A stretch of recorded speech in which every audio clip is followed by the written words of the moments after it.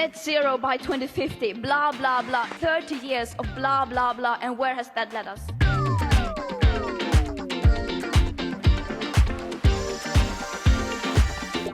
Welcome to this evening's show. Well, people have been arriving here in Glasgow by the thousand, by the tens of thousands, some of them arriving by walking or even cycling all the way from London or Brussels or even as far afield as Spain or Poland. So what have all these long and arduous journeys been about? What have they to do with tackling climate change? We are walking, remember. We are walking, remember. And what does walking here, rather than jetting here like the world leaders, or coming by train or car like most of the rest of us, what does that mean to these bands of pilgrims? Well, one of these pilgrims is Melanie Nazareth. She's just arrived after a 2-month walk called Camino to Cop. And I wondered, what did a woman who is already a busy lawyer and a mother of 4 children, why has she undertaken such a journey? What does it mean to her? I was in a meeting, must have been towards the end of last year, and someone said jokingly, you know, we could walk to Glasgow. People have walked to COPs before. And there was, of course, a walk from London to Paris.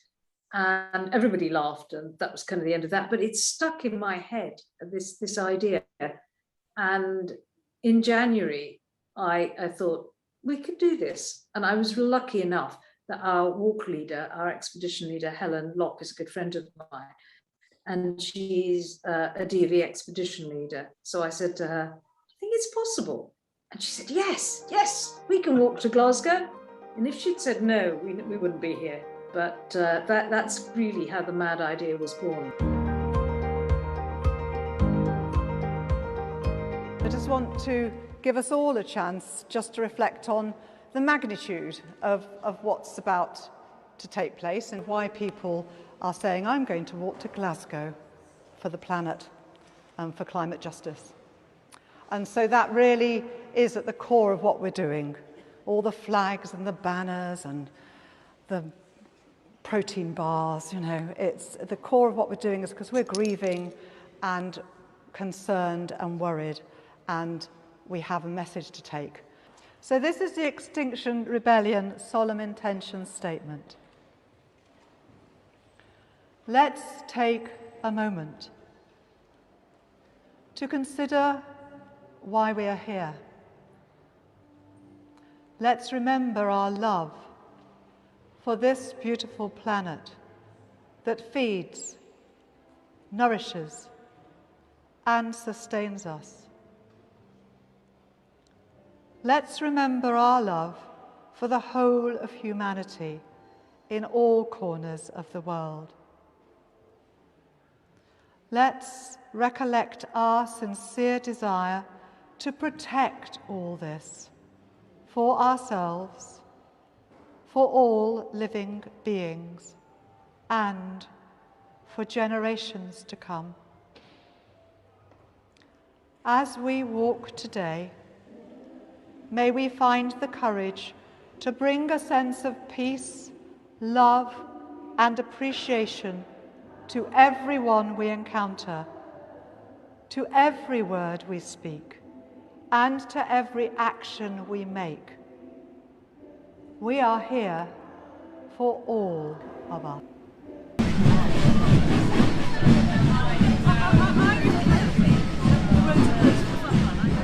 So we set off from St. James with quite a large group of people. People had brought their friends and their family, and it was the essence of the Extinction Rebellion faith bridge there. We had families from exile Muslims walking alongside families from exile Jews. We had Buddhist nun and lots of practicing Buddhists walking with us. We had people in their CCA t-shirts, their Christian Climate Action t-shirts. We had ordained clergy. It was a coming together of people. But what was really interesting was amongst them were people who were of no affiliated faith, but had a strong spiritual connection, strong enough to want to walk with us. And that has actually got stronger as we walked, and we've had this intentional spirituality. We've come together, the faiths have all come together to that strapline that we use in Extinction Rebellion Faith Bridge, United for Our Sacred Earth, has really played out as people of different spiritualities have come together. It was really very, very beautiful.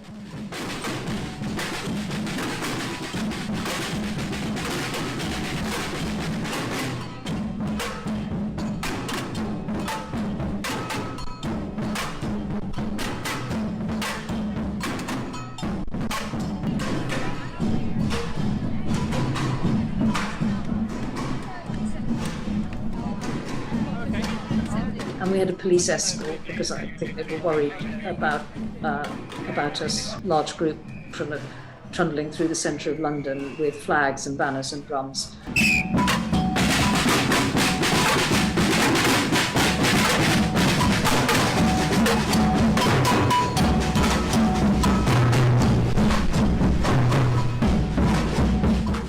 And it was actually quite a difficult walk because it was really hot, much hotter than we'd expected. And then we marched with samba drums all the way up to Kilburn. The reception at Kilburn at Rob Thompson's church was incredible. They had cooked for us and they told us a lovely story that their parish is the site of one of the first of the stops for medieval pilgrims on the way to St. Albans. The nuns there had built a hospice for pilgrims. And so we, in the footsteps of those pilgrims also going to St. Albans, made it our first stop. And that was just such a beautiful and resonant thing.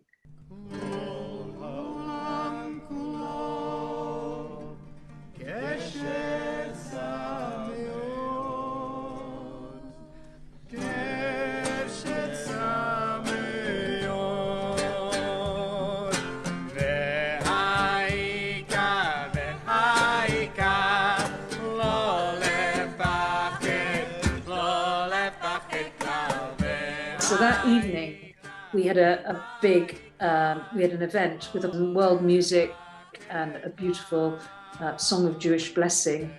And we did that for the community, anyone could come in, but also for ourselves. And it was something deeply spiritual. It was a good start to the Camino because it set the context for this being an interfaith pilgrimage.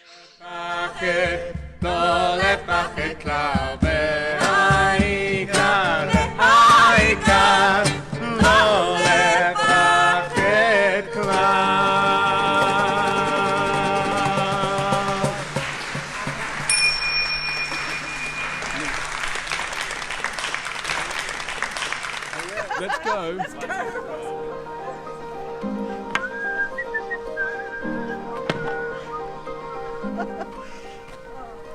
Off we go, day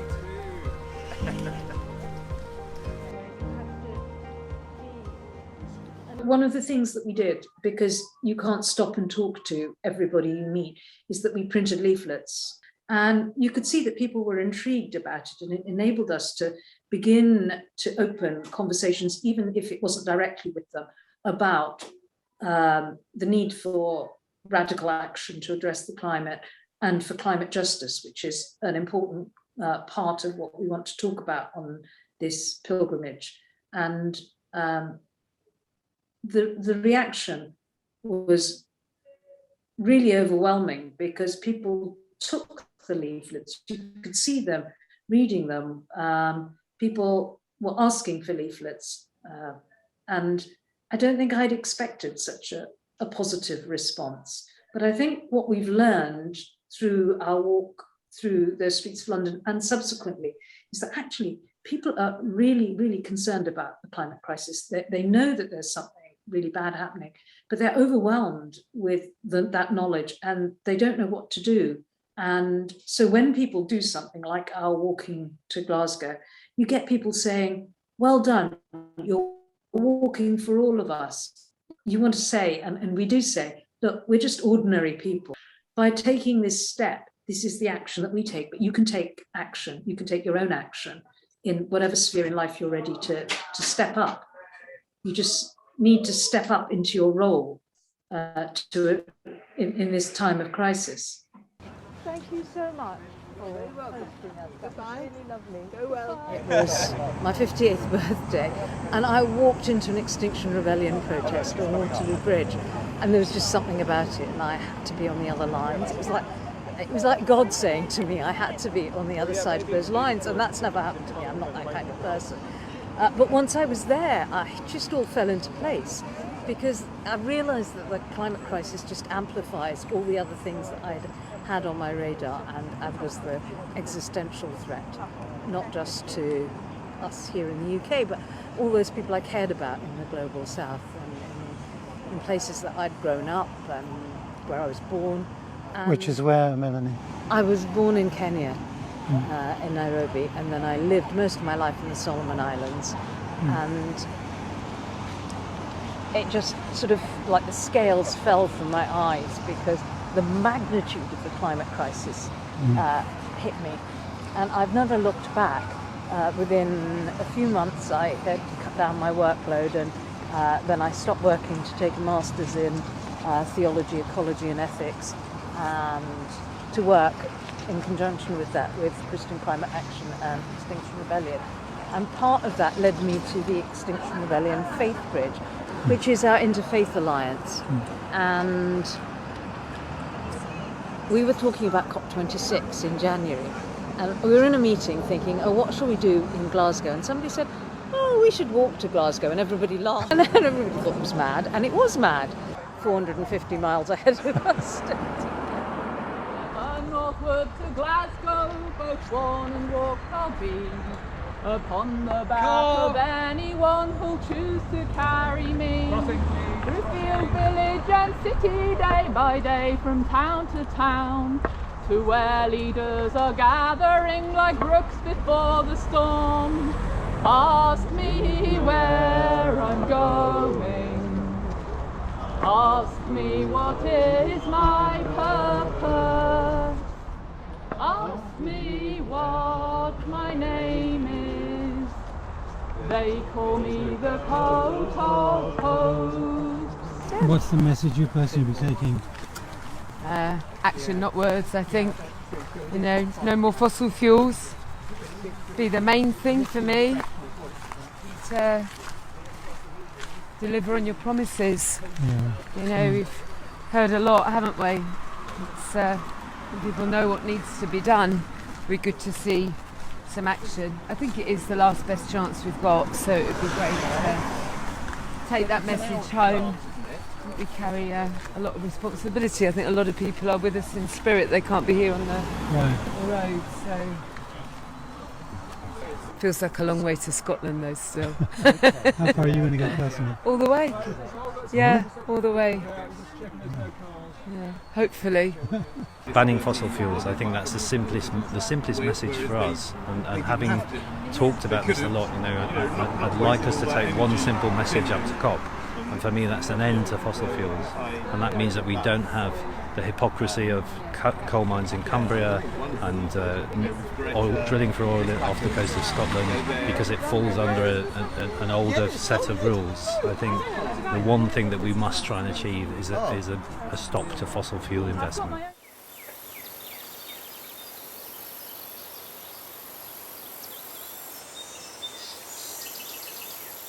When we walk, we always have a period of silence so that we can both immerse ourselves in nature or find something within ourselves. But that also is intended to give us space to ground ourselves, because that grounding is what helps us to get through the day. I should put it this way, that really the act of walking in a Christian tradition is an act of prayer. And for me, there was a strong element of feeling that this was an offering to God, and that this planet is God's creation. And it was an attempt at repentance I think we have a lot to repent, and the hardship of walking was an act of penitence. So there was all that, and the idea that we could model a community as we travelled and show people what living in community, living simply, honouring one another could be, and so what life could look like in an alternative reality, a better way of living. We are walking, remember. We are walking, remember. Melanie, so you made it. I know, it was astonishing. This is probably the most important thing I will ever have done in my life, because this is the most important climate conference of our lifetime, my lifetime, and probably the lifetimes of a lot of people. Because if we don't manage to get something sorted very soon, we'll find ourselves in a position where we can't do anything about it. The decision will be out of our hands because we'll have reached tipping points. And so it seemed really important in the face of such a serious conference to do something that matched the seriousness of that. And I can't think of anything that'd be personally more challenging, but also gave us the opportunity to talk to so many people about this climate crisis than actually crossing the United Kingdom on foot. And you were bringing messages from the people you met. It was really interesting talking to different communities and different people, because they all had different stories. And that was one of the really important things that we wanted to do, was not just to tell our story, but also to listen to their stories. And one thing that the people that we met had in common, right from sort of London all the way up to Glasgow, was this feeling that they knew that something was wrong. Most of them understood that there was something really bad happening with the climate, but even those that didn't have a great grasp of the science knew that there was something terribly wrong. And most of them were trying to do something in their own way about it. So reusing, recycling, trying to reduce their carbon footprint. But what they all had in common was the fact that they felt powerless and voiceless in the face of what was happening politically. They didn't feel listened to, and they couldn't really think of what they could do to change that. So we had lots and lots of people saying, I'm so glad that you're walking, that you're doing this because someone's doing something. Or people would say, you're walking for us. And it was that sense that they felt that politicians, world leaders, business leaders were just not listening, and they had no way of changing that dynamic.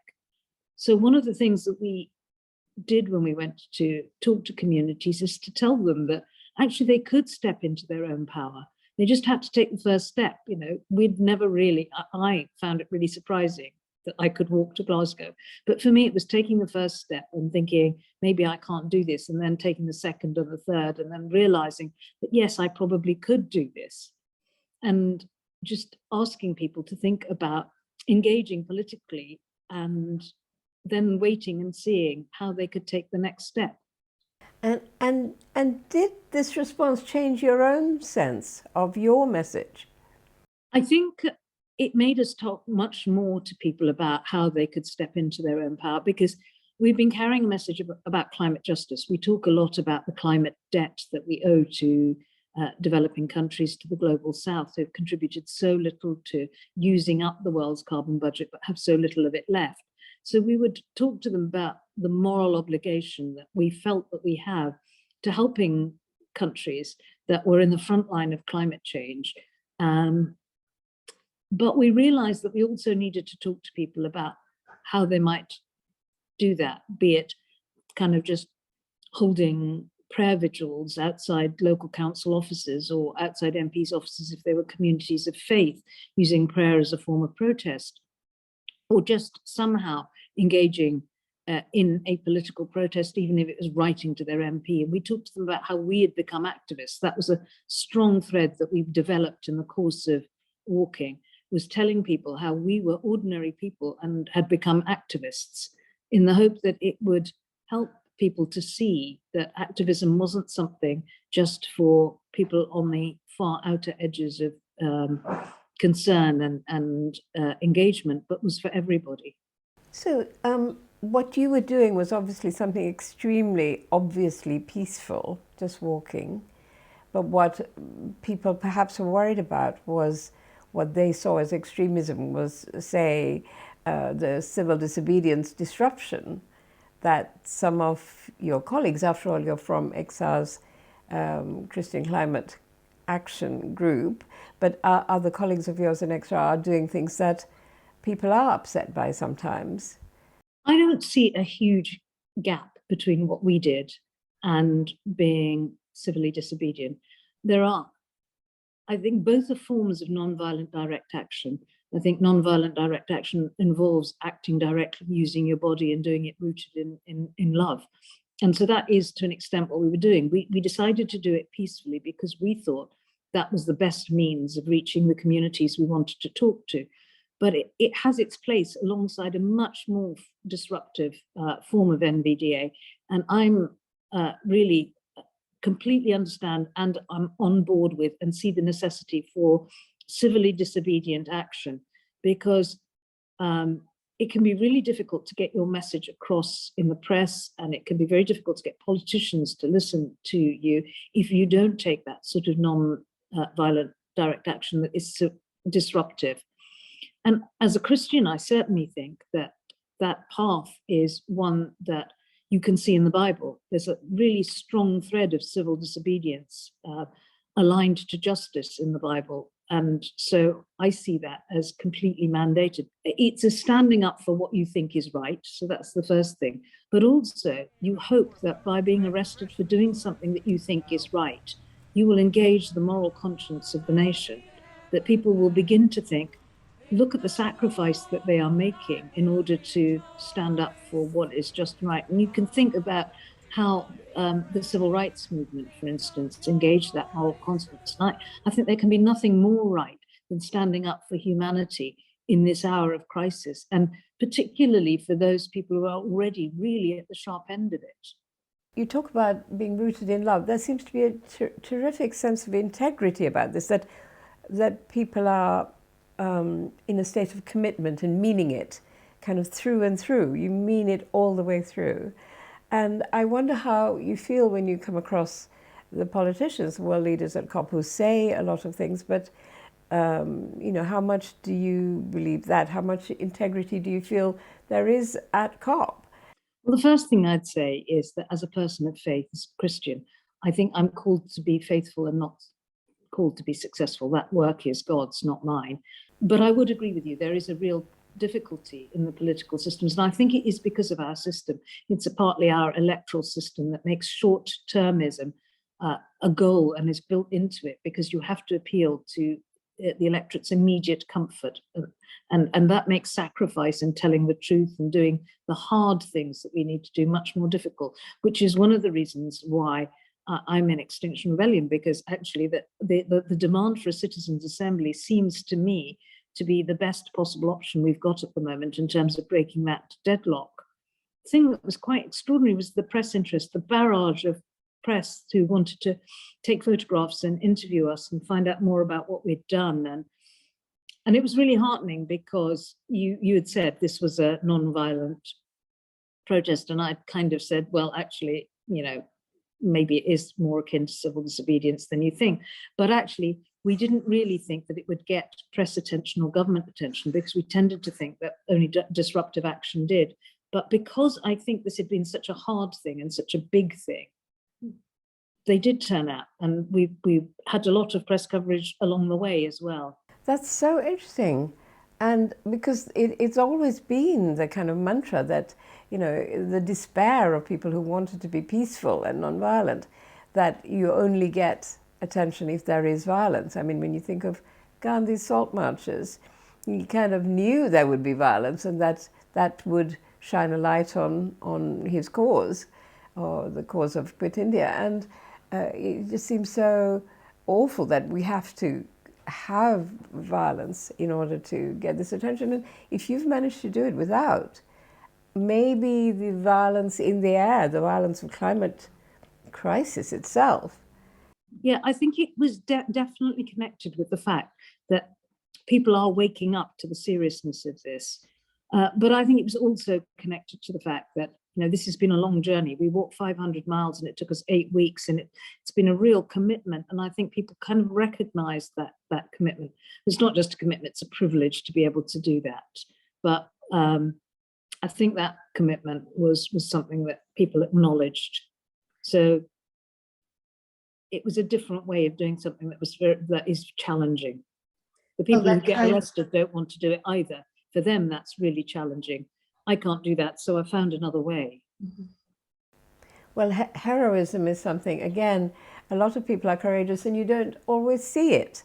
And I suppose by being in a band and a group, you make that loving kind of heroism rather than a kind of dominating kind of heroism or a warlike heroism, but a loving heroism. You've made it visible, haven't you? One of the things that happened along the way, and actually has been a point of discussion a lot with people we meet, is modeling the sort of way of life that I think that will help us get through this crisis. An intentional way of caring for and helping each other, not allowing the weak to fall behind, to live as simply as we can. We were vegan all the way through. We tried to model a good community and a good way of being. And I think we succeeded largely. We made mistakes, but we learned from our mistakes. And that has been important when we talk to people about what we've done, because I think if you're going to talk about things, it's good to be able to talk from a position of having done something about it yourself. I think a lot of political leaders just talk the talk because they've never had the experience, whereas we've put both into practice, or tried to. Well, it's a marvelous journey you've done, Melanie, and I wish you well in the next few days while you confront all the other people you will be meeting in Glasgow. And I don't know if you will come across the leaders more directly face to face, but if you do, I'm sure your conviction and your commitment will do something to them too. Well, I hope they'll come across them, because we're carrying ribbons with messages of hope and messages of what people want with us. And we really hope to find some way of delivering those to world leaders. I hope you get there. Thank you. Thank you very much. So Melanie and her fellow pilgrims have walked their talk, quite literally. And as the pilgrims have been walking, they've been remembering and reminding all of us of the wonders of the natural world and the vulnerability of the ecosystems that have been sustaining us. So let's close today's program with a painting specially created for Camino to COP and one of the songs that the pilgrims sang along the way. And we'll all go together to pluck wild mountain thyme. Anuradha.